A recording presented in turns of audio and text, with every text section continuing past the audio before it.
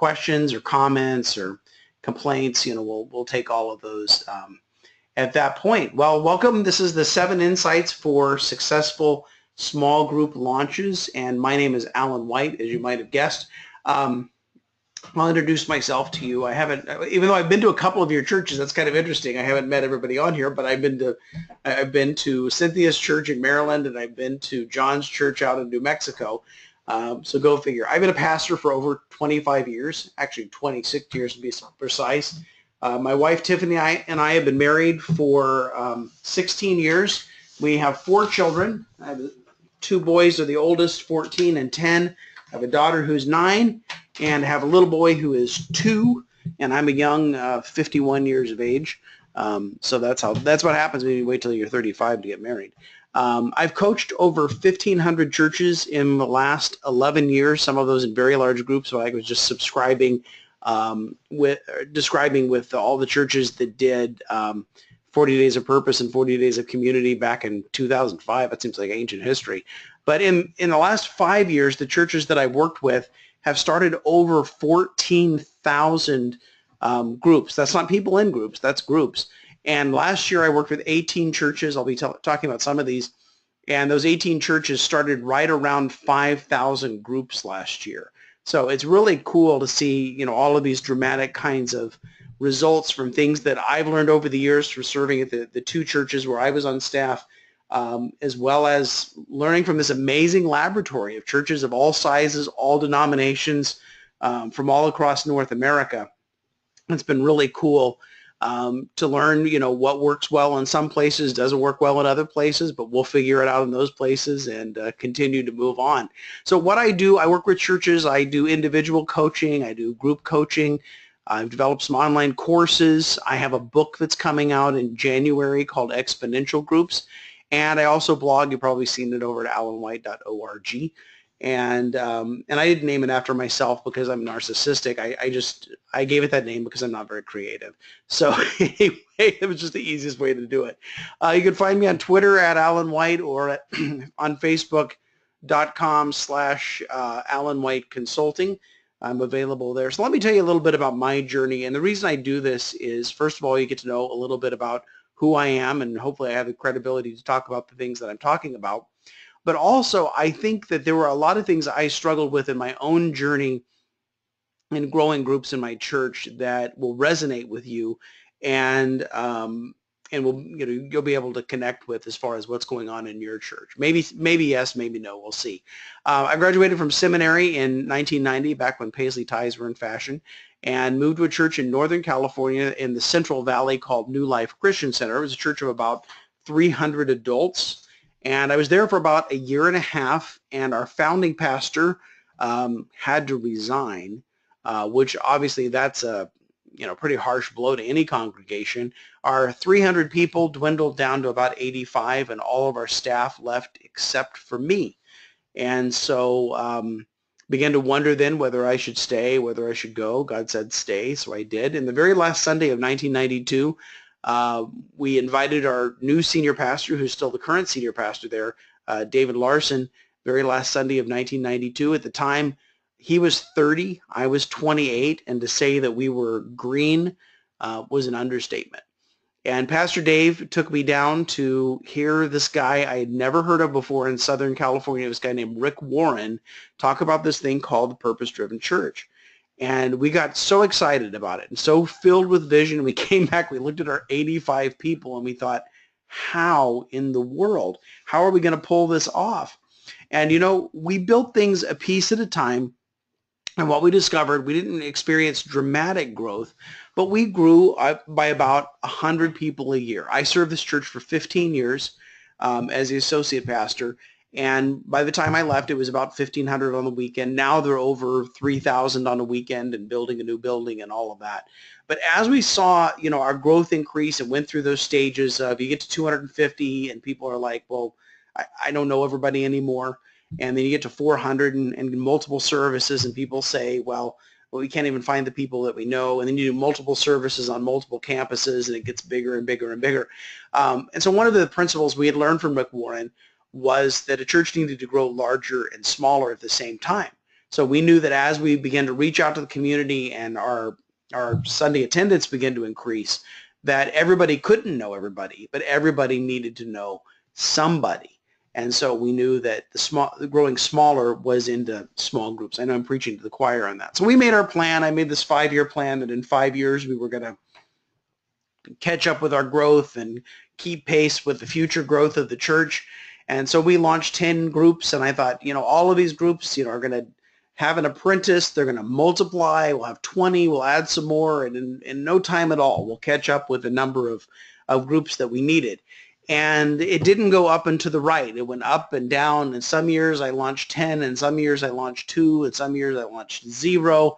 And by the time we got to about 7 years into our 5-year plan, we realized that we were stuck. We had 30% of our adults connected into groups, and it wasn't going any further. And at that time, up to that time, I had been handpicking the leaders, personally inviting them, training them, coaching them, and it was stuck. And then I met this guy that used to be the small group pastor at Saddleback. His name's Brett Eastman, and he had formed a ministry called Life Together, and he had a meeting down in Mariners Church, so I went down to Irvine and heard him talk about how churches were multiplying groups without dividing them, how they were recruiting just group leaders hand over fist, developing some of their own curriculum. I was very intrigued by all of this, but I wasn't sure how well this was going to work in my church. So on the drive home, I began to think about, what has God put on my pastor's heart? What is he passionate about right now? Well, this was in 2004 now. We'd made several attempts at groups, and then the 7 years of the 5-year plan. And at the time in 2004, what my pastor was passionate about was the Passion of the Christ. The movie was about to be released. He'd already planned a sermon series.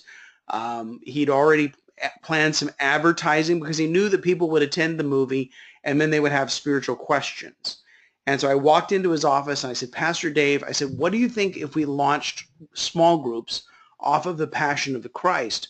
And he said, I think that's a great idea. Now, granted, I was piggybacking on his idea. I've been an associate pastor for a long time. I know what's going on. And so I said, well, here's the thing. I said, we've got to make this easy for anybody to use.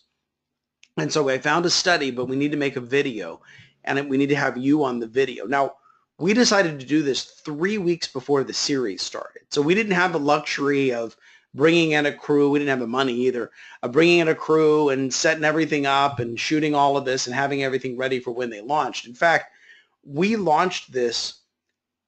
We shot the video 1 week ahead of when our leaders needed it and distributed it on VHS tape. So I had this tape exchange going on in my office every week. They'd bring in last week's tape, and I'd give them this week's tape, and then last week's tape would go to the duplicator, and it would become next week's tape. I mean, I did the shooting and the video editing and the writing, and he did his talks, and it was pretty amazing that we did it, but we did it. But here was the key to all of this. He stood up on a Sunday morning and he said, if you would open up your homes, we prepared these materials for you. We will help you get your group started. And if you're interested, let us know. And we doubled our groups in 1 day. Now, bear in mind, it had taken 7 years to get to the point where we were. And then we doubled our groups in 1 day. Within 6 months, we actually had 125% of our average adult attendance connected in groups. Now, that's not funny pastor math. I mean, part of it is that the average church member in the United States attends 1.6 times a month. That's somebody that studies that stuff recently told me that. And so they don't attend every Sunday, but they're committed to their group. The other thing that happened was that our members begin to get creative with this, and they begin to invite their friends, their neighbors, their co-workers, other people that they knew in the community to do a group with them. So we had groups that met in break rooms at work. We had groups that met in coffee shops. In fact, one gal came up to the small group table and she said, I have 3 friends. We meet every Thursday morning for coffee. Could we be a group and do this study? And I said, absolutely. Somebody else came up to the table and said, would it be okay, I want to start a group, but would it be okay if nobody else in the group attends this church? And I just walked around the table and gave her a hug. I said, of course that's okay. We even had a group that met on a commuter train that went from Stockton, California to San Jose every day.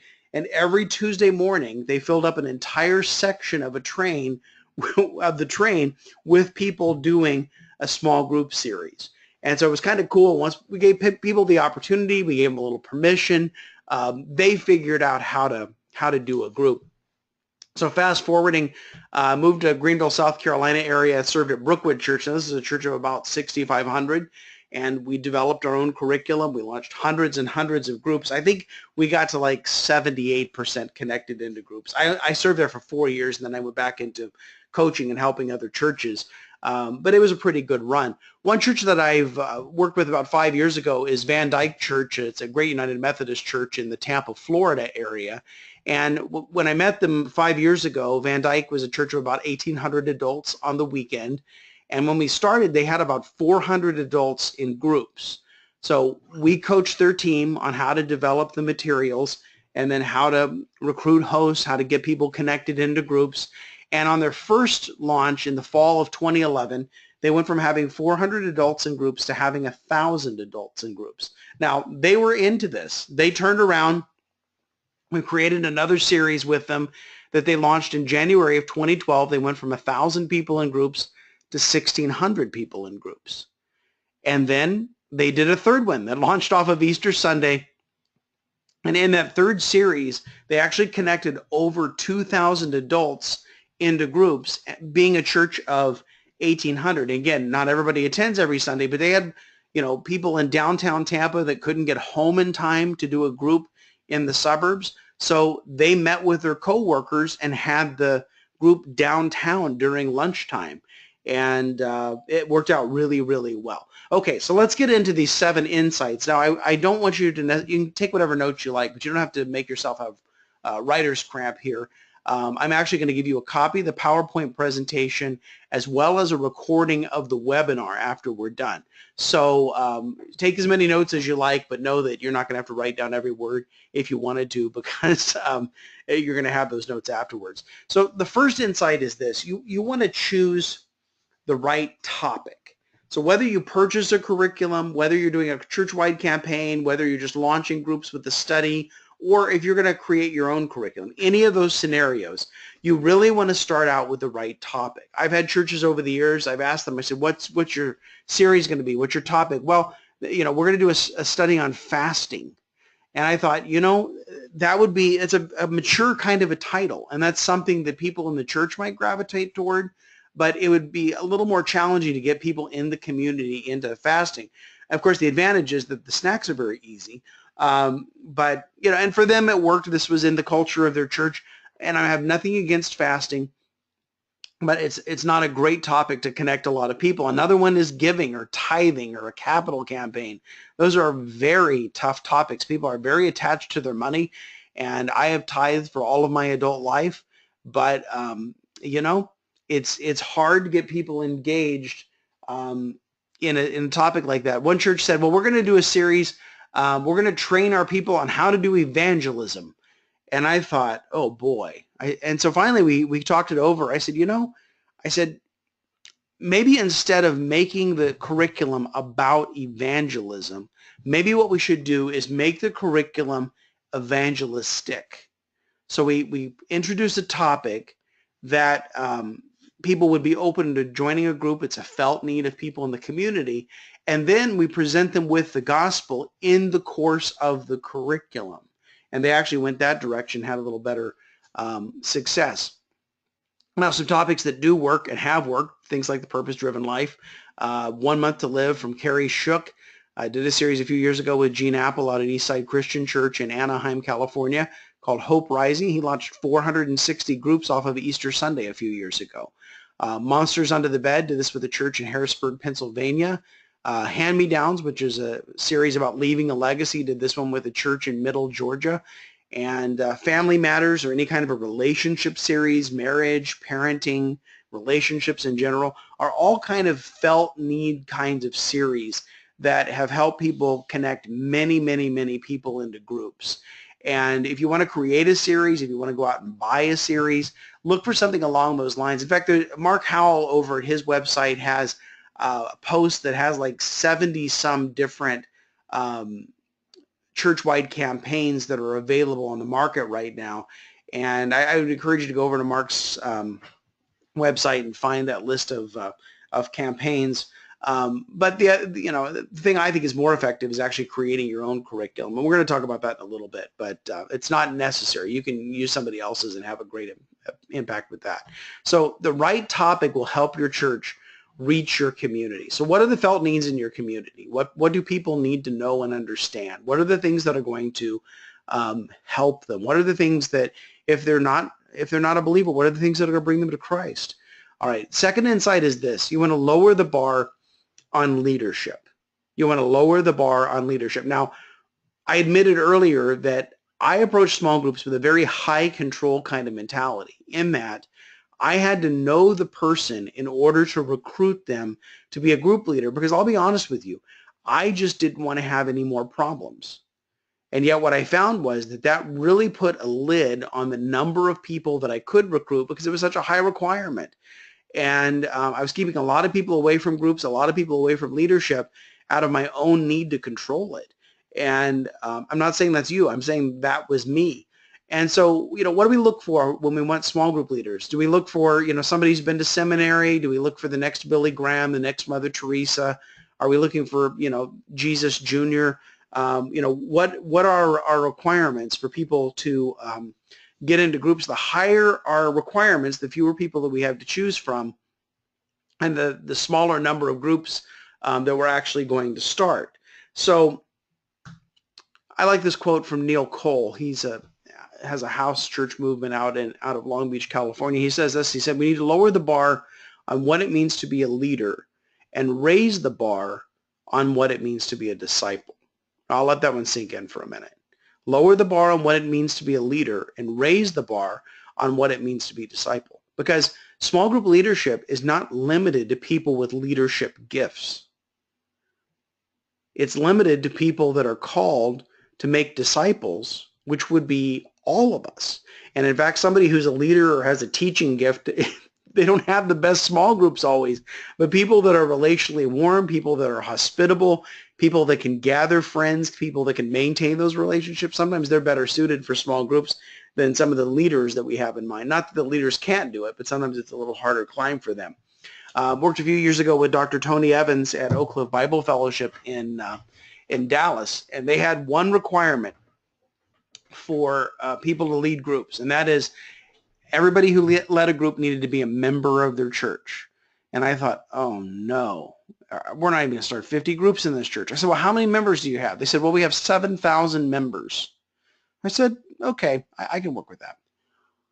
But a question came up as we were beginning to develop all of this. Dr. Evans had already bought in, but the small group team, as they began to delve into this and talk to their existing leaders, they really became concerned about leadership because they had a very high standard of leadership in the church.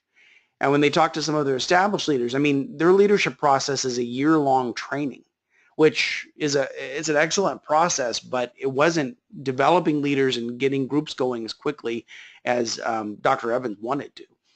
And so they wouldn't, and talk to their established leaders. They came back, we're in a conversation over GoToMeeting like this, and they said, well, we talked to some of our established leaders, and they feel like that, just letting anybody host a group is really going to cause a problem. And so they think that, they haven't been trained, they haven't gone through the process, and just opening it up and letting anybody do it is just going to be problem after problem after problem. Now, reading between the lines, what their experienced leaders were saying was, hey, we paid our dues and now you're just letting anybody in? Come on. And so I thought, man, in that moment, I thought we might be sunk. And so I said a quick prayer. I said, God, give me something to say. And these were the next words out of my mouth. I said, this isn't a call to leadership. This is a call to obedience, because we're all called to go and make disciples. and everything was quiet on the other end of the go-to meeting. And I thought, oh man, I've killed this thing. They're going to shoot me. And somebody spoke up and they said, could you say that again? And that solved it. So we were starting a group for a series. They weren't official groups. They weren't going to be advertised. And they ended up recruiting 500 new leaders over a 3-week period. So an easier entry point will help people self-select as leaders for the 6 weeks. And again, you don't have to advertise these groups. You don't have to send people to these groups. It could even be a matter of taking the people that have volunteered to lead and asking them, who's in their life who would enjoy or benefit from a study, and challenging them to gather their own group. Because I tell you what, if they have the stuff to gather a group, they have the stuff to keep the group. If they want to do a group but they don't know anybody and they don't have relationships they start with, and they ask you to give them a group, well, first of all, it's a sign that they probably have a teaching gift. And second of all, if they don't have the stuff to gather it, they probably don't have the stuff to lead it or to keep it going. So that's not always a good scenario. Insight number 3 is this. We're going to focus on recruiting group leaders. So I'm going to ask you a rhetorical question here, and then I'll answer it. If your senior pastor gave you airtime on Sunday morning, that means time in the service to make an announcement, or the pastor is going to say something about groups on Sunday morning, who should you recruit? Should you recruit people who want to join groups? Should you recruit people who will lead groups? Should you recruit people who will give you a lot of money? Or should you recruit people who want to join a traditional class or Bible study? Well, here's the thing. If you recruit people who want to be in a group, you're going to have a bunch of people. And you may or may not have groups based on the bunch of people, and depending on whether or not you can kind of call out a leader among that bunch of people. And I know some people have done that. We were talking about this earlier before the call started. So don't have your pastor advertise if you want to be in a small group, because I think you're wasting some valuable airtime. Don't promote traditional classes or Bible studies. Why? Because these are declining models in your church. So they don't need your pastor's airtime, because the people that are in them are benefiting from them, but they're not growing, and they're not the future of your church in most cases. I have a friend of mine down in Wilmington, North Carolina. 95% of his church are in Sunday school, and he would love to have small groups, but there's just not a need for them. And there are some situations like that. But for the most part, this is not where connection is growing in your church. This is not where discipleship is growing in your church. But let me caution you in this, that if your traditional classes and Bible studies are meeting a need, then you want to let them meet that need. You don't need to upend this. You don't need to cancel Sunday school and get everybody connected into groups. You don't need to throw out, community Bible study or Bible study fellowship or women addicted to Beth Moore or, whatever. You don't, because unless you have the gift of martyrdom, if you have the gift of martyrdom, go ahead. But the things that are working for people, allow them to work for the people that they're working for. But here's the bottom line. There's not one method, there's not one strategy, there's not one type of connection or discipleship that's going to work for 100% of the people in your congregation. So you need to open yourself up to saying, in addition to the things that we currently offer, what else should we offer people? If they've said no to the things that we've offered them in the past, what can we give them that they would say yes to? So it's a loaded question, I know. But if your pastor is going to give you airtime on Sunday morning, where pastor is going to talk about groups, you need to have pastor recruit leaders. If he gives you 1 week, have your pastor recruit leaders for 1 week. If he gives you 3 weeks, have your pastor recruit leaders for 3 weeks. And the people that want to join a group and they don't want to lead are going to figure out, oh, the church is doing groups and they're recruiting leaders, so there must be a group for me to join. They're going to figure out all of that. Now, here's the thing, because we're all on staff, we're pastors, we care for people, we love people, and so we say, but what if people can't find a group? Or what if people are new? Or what if they need a group every Tuesday night in the 29860 zip code that meets at midnight? What if they don't have friends? Well, here's my advice. Let the exceptions be the exceptions. If you end up with a handful of people that weren't personally invited into a group, then figure out a way to direct those folks to a group. If you have had tremendous growth in your church, or if you're in a community that you have your college town, or you're next to a military base, and those of you around DC, I understand that dynamic too. You have a lot of turnover. You have a lot of people coming in and out. You may need to set up some kind of a connection event or some kind of a group fair to help those people get into groups, but you don't need to create the entire system around the exceptions. You just let the exceptions be the exceptions. So focus on recruiting leaders, and members will find their way. You may have to hold their hand and show the way, but members are going to find the way. All right, insight number 4 is you want to keep the invitation close to the response. You want to keep the invitation and the response close together. So your pastor stands up on Sunday morning and invites people to open up their home and host a group or lead a group, whatever terminology, get together with their friends and do a study, whatever, however you want to go with that. How do they respond? Well, distance will kill your response. And I'm not talking about long distance. Like if the pastor said, after the service, go out to the lobby and go to the information desk and sign up to host a group, you have probably killed your launch. Let me give you a story. I won't mention the name of the church, but there's a very large church, 12,000 adults on the weekend, and they did exactly this. In the Saturday night service, the pastor announced, hey, if you want to host one of these groups, we're going to get behind you. We're going to help you. Go on out to the lobby and sign up to host the group. And in this church of 12,000 adults, 18 people found their way to the information desk and signed up to host a group. And we thought, we are sunk. And I'll tell you the rest of the story in a minute. What's worse than going to the lobby? Go home and sign up online. I tell you what, and maybe your experience is different than mine, but I've really come to believe that people only think about church when they're at church. So by the time they go out the doors of the auditorium or the sanctuary, they're thinking, I've got to get my kids, I've got to get out of this parking lot, and we're going to go to lunch, and then we're going to go over to so-and-so's, there's a birthday party or whatever. And then when they get home, they've completely forgotten about it. There may be some exceptions, and this would be very efficient if everybody would do it this way.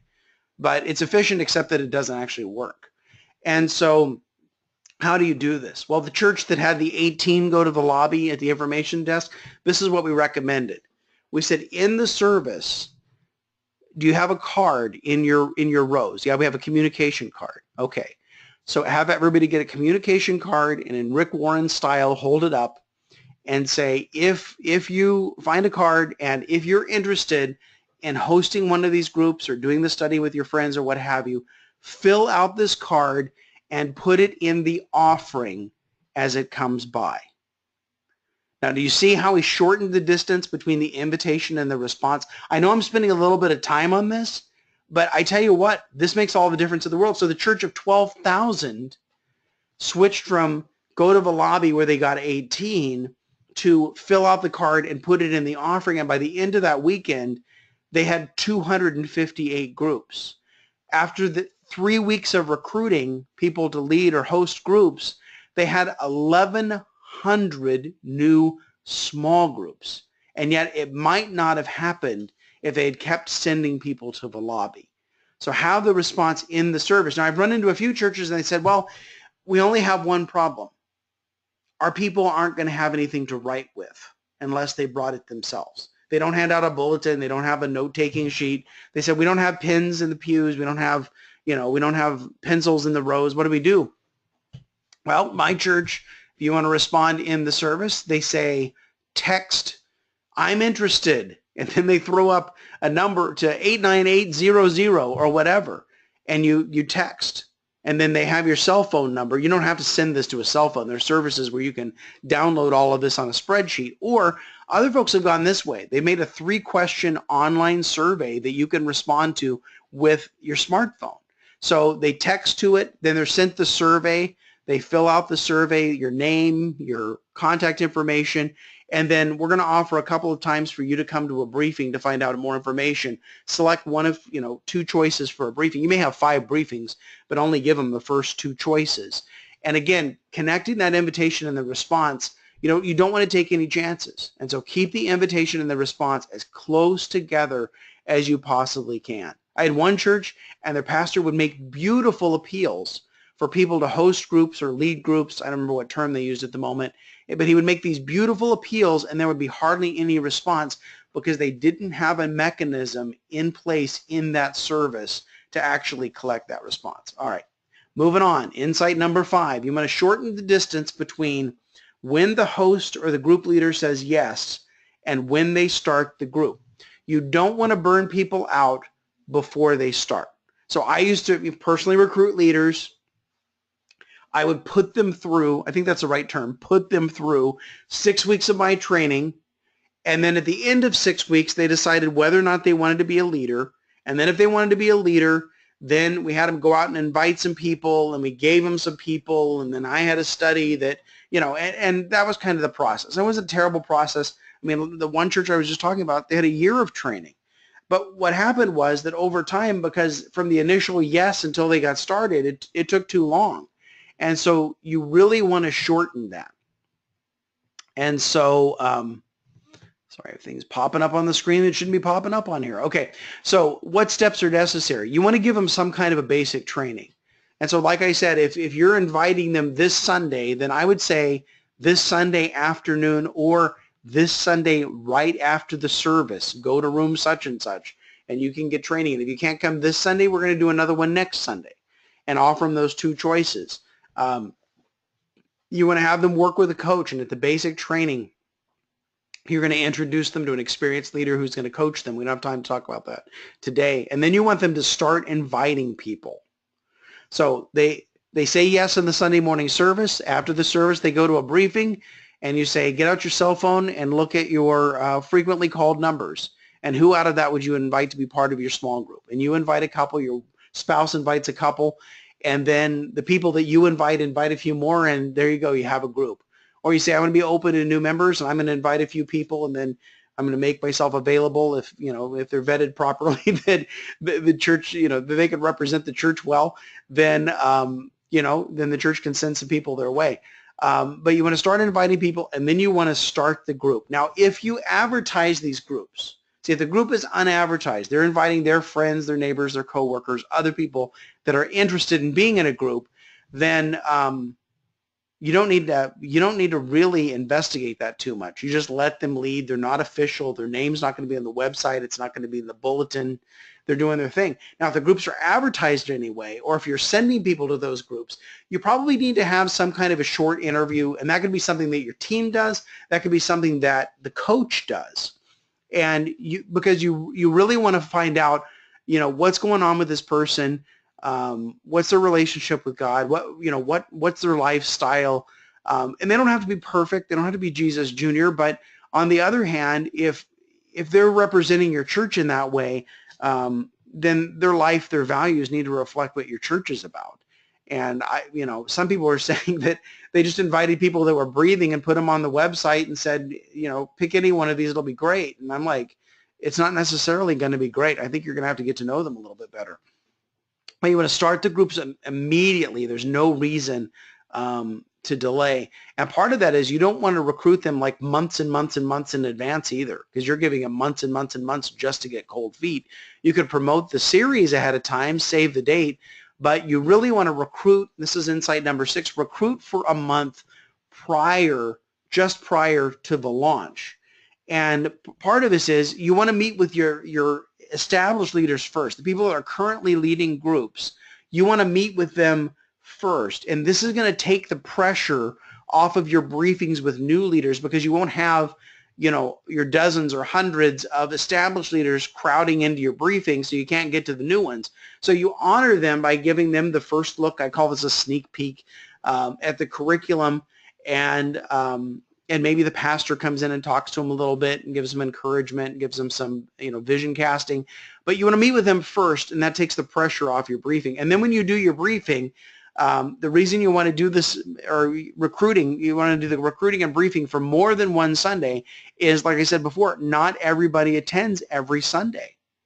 So if they're only coming 1.6 times a month, and this is a good month, so they're coming twice, and you offer it the first week of the month, and they decide that they're going to come the third and fourth week of the month, they didn't get invited to open up their home.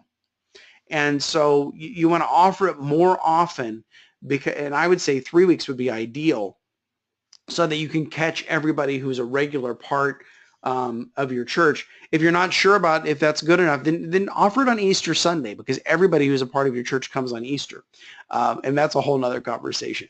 All right. And then also, people may need more than 1 week to decide. I mentioned earlier, Lorraine, the gal who cuts my hair, is originally from New Jersey, and we were talking about this one day, because you can talk about anything with the person that does your hair, right? And so she says, well, I'll tell you why you should recruit for 3 weeks. She spins me around in the chair, starts wagging the comb in my face. And I thought, where are the scissors?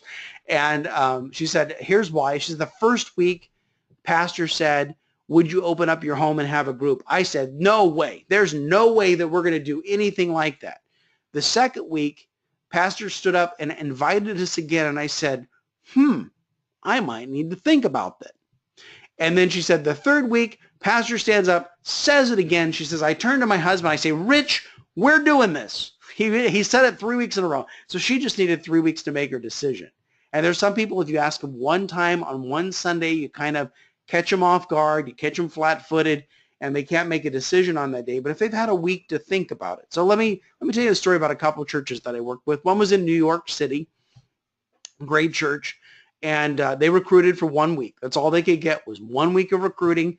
And on that one Sunday, they recruited 20 new groups. Now, this is a church of several thousand people, and they recruited 20 new groups, and they were very disappointed. Now, in the same season, I was working with a church in Florida. They recruited for 3 weeks. They started 60 new groups, and they were overjoyed by that. So again, the difference between recruiting for 1 week and the recruiting for 3 weeks. And the reason I say this is that everybody in New York is from New York. Everybody who's in Florida is from New York. So it's the same type of people. But here's the deal. The Florida church also had 20 new groups after they had recruited for 1 week. So if the New York church had recruited for a couple more weeks, they might have also had 60 new groups. And I've worked with some churches, and their results have just been ridiculous. I worked with a church up in Tacoma, Washington, that has about 4,000 adults on the weekend, and the pastor actually recruited 1,200 leaders on one day. Now, only 600 of them started groups. But they were the kind of church like I grew up in, and I said, well, what you need to do is go back to the other 600 and say, hey, if you love Jesus, you want to go to heaven, you're going to get that group started.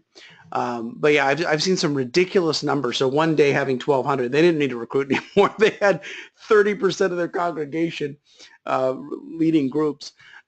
Okay, so to catch more people, you want to give them time to make a decision. You want to offer that invitation over multiple weeks. Okay, so insight number 7 is that your senior pastor must be your church's small group champion. Now, that would be great.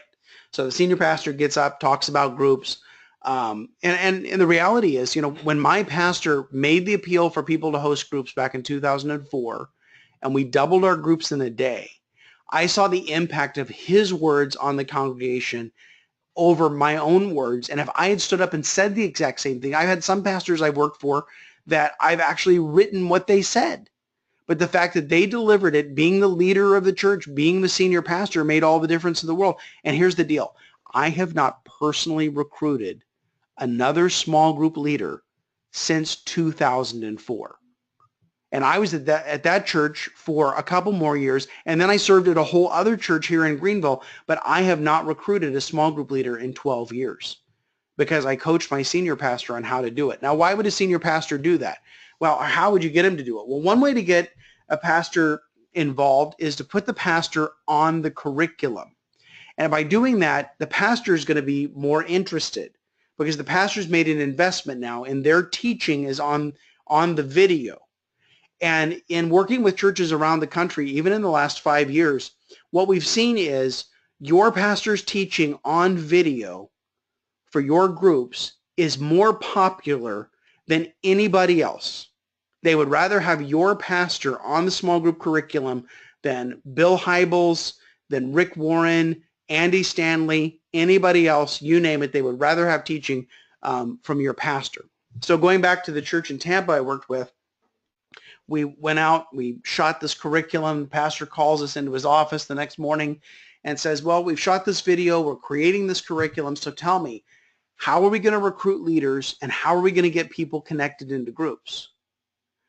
And their small group or discipleship pastor came to me later in the day and he said, I've been trying to get my senior pastor interested in groups for 2 years and you just did it.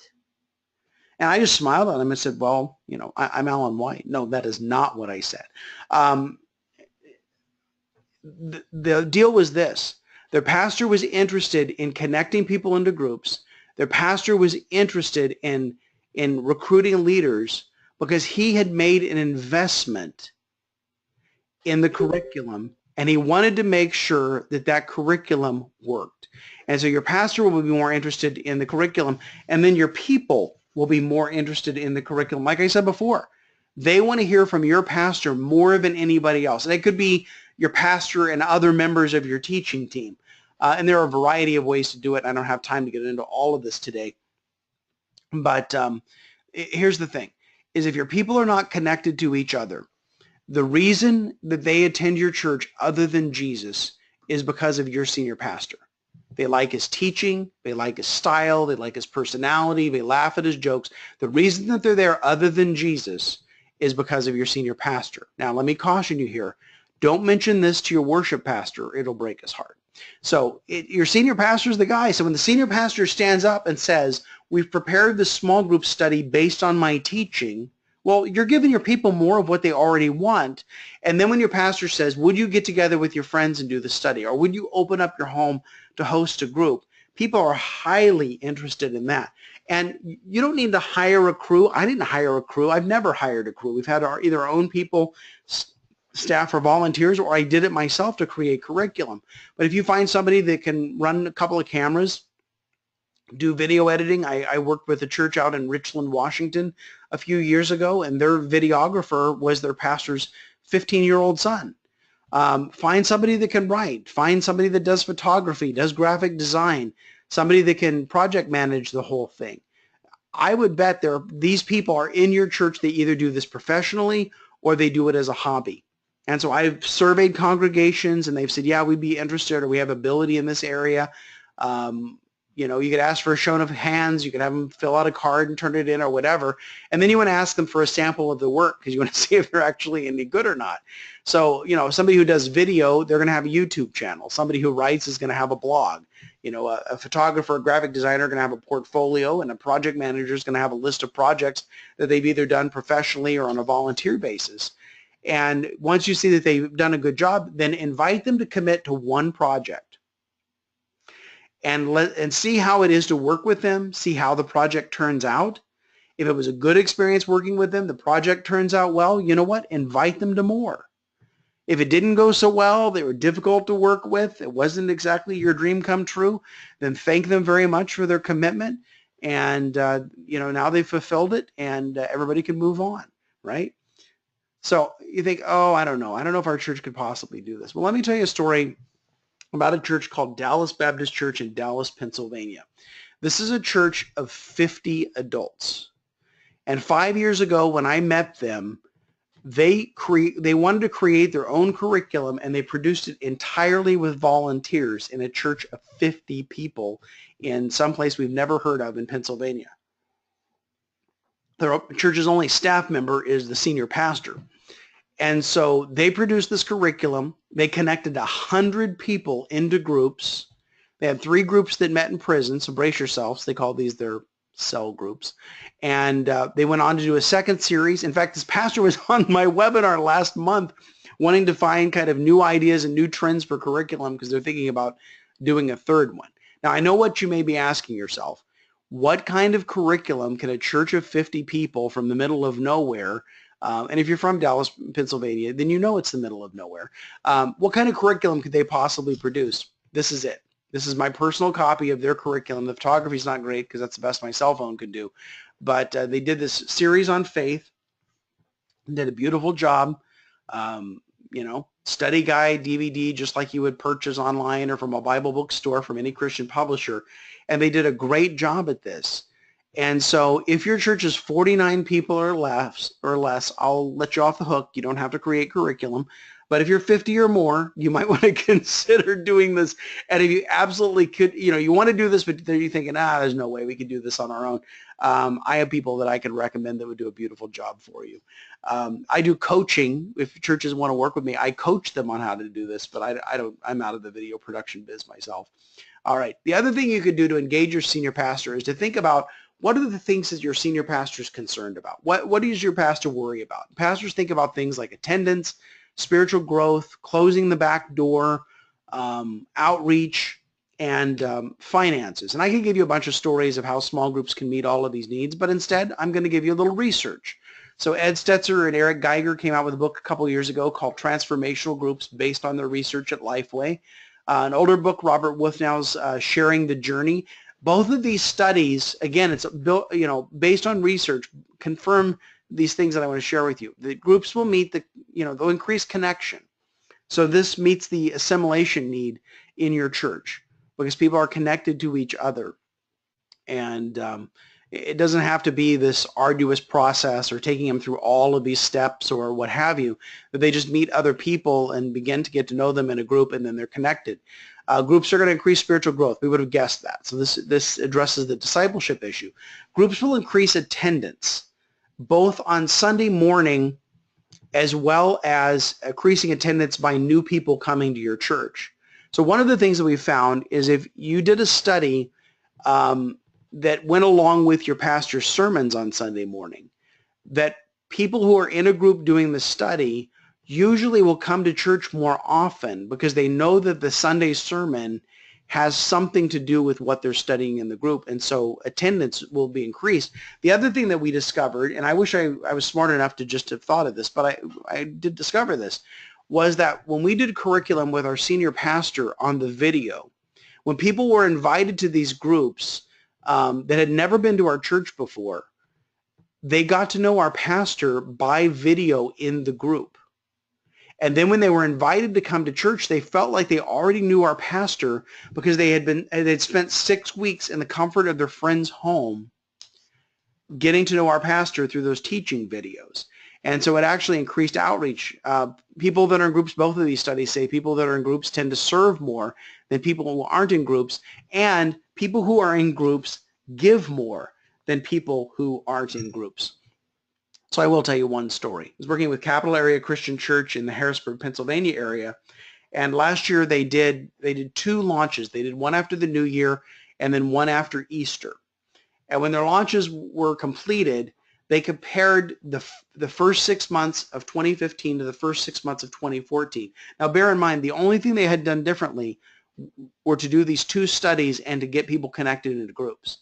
And what they discovered was their attendance had increased by 7.5% over the previous year, and their giving had increased by 7%. So if you know, we'll just use round numbers because it's easier for me to add in my head. If you had $1 million annual budget, maybe that's low, but if you have $1 million annual budget, 7% is $70,000.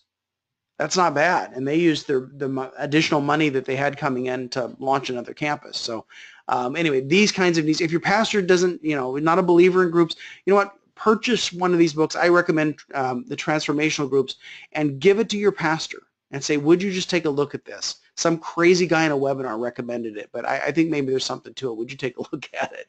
All right. This is Pastor Troy Jones at New Life Center in Renton, Washington, and a Great Assemblies of God Church. And this is a church, when I met them, church of 2,500 people. They had 100 groups. They produced their own curriculum. We added some strategies to how they recruited leaders, how they connected people into groups, and we added 400 new groups. So we ended up with 500 groups in a church of 2,500 people. And Pastor Troy saw how well this was connecting people in their community and bringing them into the church that they actually made it their goal to start 1,000 groups in their church to be used for the purposes of outreach. You didn't call it outreach or evangelism, but invite your friends in the study and then invite them to church. And this ended up being very, very good for them. And the cool thing to me is that, even though I had great success in both churches that I served, what I'm beginning to see is the churches that I'm coaching, that my ceiling is their floor.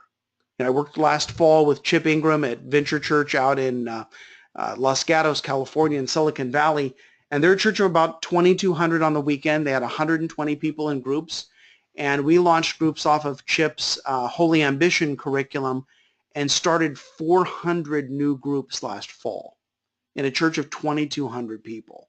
So, I mean, this isn't so far-fetched. These are actual numbers of actual churches that I've been working with. Lutheran Church of the Atonement in Barrington, Illinois, church of 300 adults. They introduced a 3-part small group series they called the Year of Transformation. They distributed 580 copies of their study guide in a church of 300 adults, and now they're continuing to develop. I'm helping them develop curriculum for this next year and things that they're going to launch in their church. St. Peter's Episcopal Church in the Orlando area. This is Father Charlie Holt. When I first met Father Charlie, he had 260 adults in this congregation. Met him about 10 years ago. They launched 40 Days of Purpose in their church. They started 75 groups for 40 Days of Purpose. So they had 750 people in groups in a church of 290 adults. He's gone on to create a 3-part series called the Christian Life Trilogy. They have a series for Lent, a series for Easter, and then a series for a study for Pentecost. And they've had over 100 other churches, all different kinds of churches, participate in this study. So it's been really cool to see what people have done with some of these things that I've learned and some of the coaching that we've been in over the years. So your senior pastor is the leader. So let your senior pastor take the lead in recruiting group leaders. All right, I have a short part here, and then we're going to take some questions. So how could I help your church? And I have something I want to offer you guys today. And if you stick with me through the end of this, what I'll do is I'll send you a little sign-up link that I'll give you 30 minutes of my time. And we could talk about what we talked about today. We could talk about something else you're dealing with in your church, but I'll give you 30 minutes of my time in coaching and, no strings attached. All right, so what I'm going to do is I started some 6-month coaching groups. I was doing 12-month groups, but I like the 6-month better, and I give a little more personal attention this way. And so what I'm doing with these 6-month groups, it's going to start in June, is talk about what series to do this fall, developing your coaching structure, recruiting new group leaders, forming groups that will last, what to measure, what to monitor in your groups, how to sustain groups into the new year. You'll receive training and coaching to reach your goals. So even though it's a group, we'll get specific about what you need in your church and where you want to go. And then in the group, we'll talk about what works in general, but in the individual meetings, we'll talk about where to go, for you to reach your goals. We'll talk about the strategies and experience for your fall launch to succeed. The group meets twice a month, and the way the group is, it's not a lecture. It's not like this at all. That we actually do homework outside of the meeting. So you would watch a 45-minute session of an online course, or you would read a chapter from my book manuscript. And then when we get together, we talk about, okay, how is this going to work in our churches, and what are you wrestling with? What are you struggling with? What are the obstacles? And kind of work through some of that stuff and talk best practices and all of that. We would also have monthly one-on-one meetings, would just be with you and me, working through things that are going on in your church. We'd have a customized timeline for your fall launch. So if you want to create curriculum, that timeline is going to have everything that you should be doing this week all the way through to the end of your fall series somewhere around Thanksgiving. If you're not creating curriculum, then it's going to show you what to do from the beginning of August going all the way through. It also gives you the space to talk about your groups. I've been in, like I said, 2 churches, became sizable, with multiple staff. And what I found was that while the other staff members appreciate groups, their heart doesn't beat for groups like mine does. And so when I joined a coaching group 12 years ago, what I found was that I had an hour a week that I met with like-minded people whose hearts also beat for small groups, and it could help me to focus on groups, to think about my groups, to think about new things, to learn new ideas. And whereas otherwise my schedule is just overwhelmed with all kinds of things, but the coaching group really helped me. You have the coaching and encouragement to drive your success. You would have lifetime access to the group meeting recordings. So we record all of those meetings, put them in a private Dropbox that would only be accessible to the members of the group, and that's going to stay on there. So you could access them at any point. If it's something that we covered in the call that you don't need immediately, then maybe it's something you would need in the future. You could go back and reference it at that point. You'd also have early access to my book. It's not coming out till January, but I would give you chapters as we would need them in preparation for our meetings. The coaching group is going to start in June and go through December. And so what we plan on doing is to go through all of the stages of what would be required for your fall launch, everything leading up to your launch, going through your launch, and then planning what's going to happen after your launch as far as in the new year. How do we help groups to continue, and kind of the key things that we need to focus on that. Whether your church does a church-wide campaign, whether you just do a seasonal launch, however you do that, these principles are going to apply. And then, like I said, we're going to get specific with each of your churches as far as things you need to focus on. So we'll also plan, what you're going to do for a follow-up series in the new year of 2017. So some things that are offered here. I have a relationship with Church Teams, which is probably the best small group database that's out there. And if you're looking for a database or you want to try Church Teams, I have a relationship with them where they will waive the setup fee to the churches that I coach. And it's just because I've been a big fan of Church Teams for a long time. If you don't need a database, then this doesn't apply. You'd have lifetime access to my online courses. I plan on doing about 6 courses a year on different topics related to small groups. You'd have a monthly one-on-one consultation with me. And so just trying to put a number to these things, it ends up being a little over $2,000. So now I know what you're thinking. It's like, okay, if those are the bonuses, how much does this thing cost? Well, in my former practice of coaching, churches would pay me between $2,000 to $5,000 a month to coach them for a year. And part of that was because I was in a larger organization and we needed to have that kind of money to make it happen. I'm in a small organization now. I'm a one-man band, and I don't need that kind of money. And so I'm actually offering 3 different ways that you can get the coaching. One is the coaching group meets twice a month with the monthly calls and all the other things that I described. And that is $1,497 for the 6 months from June until the end of December. The second option would be the same thing, would be the group. Plus, I would actually fly out to your place if you're within the continental U.S. If you're outside of that, we'd have to talk. I had to put that in there because I had one call and somebody's on there from Poland, somebody's on there from South Africa, and I thought, well, it's not going to cover what I need. But anyway, if you're interested in that with the on-site, it's $3,997. And then the third option would be just to not do the group, and then you would just meet with me individually, and I would just coach you one-on-one through all of this, and that goes at $11,997 for the 6 months. So just to do the math, if you did the 6-month group with the one-on-ones, so we have the Church Teams offer, the online courses, the one-on-ones, and so just in those things, not even counting the group calls and all of the other things that I mentioned, you end up coming out ahead is what I'm trying to show you here. And so I want to give you more value than the price of it.